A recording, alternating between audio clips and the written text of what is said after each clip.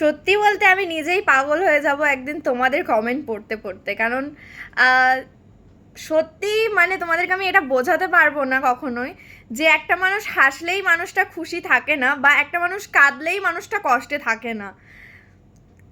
আমরা ইউটিউবে থাকি, ইউটিউবে সব রকম ভিডিও করতে হয়। আর স্পেশালি আমার, তোমরা অনেক দিন থেকেই জানো যে আমার সব থেকে প্রিয় হচ্ছে স্যাড গান, আমার স্যাড গানই বেশি ভালো লাগে।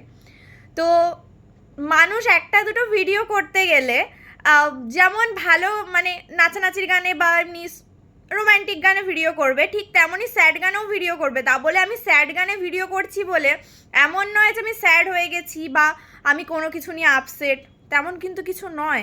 তোমরা সবসময় স্যাড গানে রিলস করলে তার মানে তোমরা সবসময় স্যাডই থাকো? কে জানে, ভগবান, আমি কাউকে বোঝাতেই পারবো না। যাক, থ্যাংক ইউ।